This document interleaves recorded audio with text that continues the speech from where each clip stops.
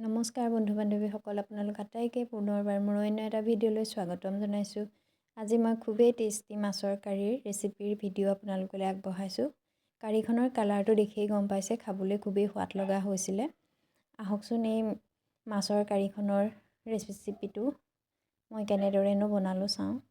এয়া চাওক, প্ৰথমে মই কেইটামান শ'ল মাছ আৰু কেইটামান গৰৈ মাছ বাছি ল'লোঁ। এইফালে এয়া বাবৰি শাক, লাই শাক মিক্স কৰি মিহি মিহি কৰি কুটি লৈছোঁ। এয়া আনফালে কেৰাহীখন গৰম কৰি জুইত মাছখিনি ফ্ৰাই কৰি লৈছোঁ। আজি মই চৌকাত বনাইছোঁ। চৌকাত বনালে মাছৰ কাৰী খাবলৈ খুবেই ভাল লগা হয়। সেইবাবে অলপ অলপকৈ মাছখিনি দি প্ৰথমে ফ্ৰাই কৰি ল'লোঁ। এতিয়া মই ফ্ৰাই কৰা মাছখিনি কঢ়াৰ পিছত সেইখন কেৰাহীতে অকণমান তেল দি তেলখিনি গৰম হ'লত পিঁয়াজ দি দিছোঁ। পিঁয়াজ আৰু জলকীয়া, দুটা জলকীয়া ইয়াতে মই ভাঙি টুকুৰা কৰি দি দিছোঁ। এতিয়া পিঁয়াজ জলকীয়া দিয়াৰ পিছত লৰাই দিম।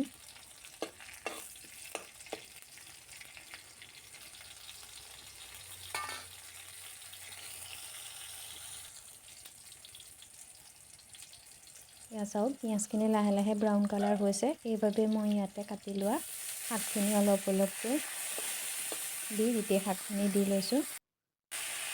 শাকখিনি দিয়াৰ পিছত লৰাই দিলোঁ হেতাখনেৰে।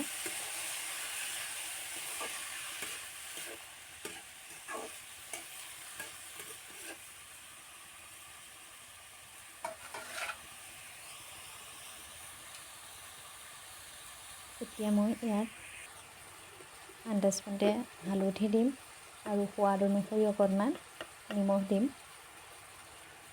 এয়া চাওক, হালধি অকণমান দি দিছোঁ আৰু এয়া সোৱাদ অনুসৰি অকণমান নিমখ দিলোঁ। নিমখ হালধি দিয়াৰ পিছত পুনৰ লৰাই দিছোঁ।